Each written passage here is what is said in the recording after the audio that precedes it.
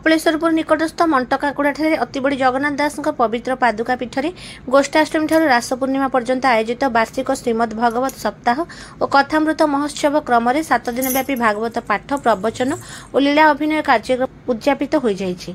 ओडिया भागवतकार अति बड़ी जगन्नाथ दास पादुका पीठर सभापति बालकृष्ण राउत उद्यापनी संध्यारे सभापतित्व करथिले। शेष तथा उद्यापनी दिवस लीला अभिनय थिला राजा परखितଙ୍କ मुक्ति तथा मोक्ष लाभ कथा। एही लीला को गुरु अनंत बेहेरा ग्रामर कलाकार मानक नहीं बड़ सुंदर अभिनय परिवेशन करथिले। प्रारंभ में गुरु नीलांबर त्रिपाठी तांको साथी मानक सह पुरातन रचनारू भक्ति संगीत परिवेशन करथिले। मंचरे वरिष्ठ सेवायत मधुसूदन सिंघारी, कवि जानकी वल्लभ दास, बनखंड विभाग कर्मचारी दीनबंधु बारिक, प्रियपत्रर संपादक विपिन बिहारी दलाई एवं काउंसिलर सुप्रिया पात्र एथिरे योगदान करथिले। यज्ञ पूर्णाहुति पर कलश विसर्जन शोभायात्रा बाहरी थिला। संध्यारे मंच वंदापना करा जायथिला।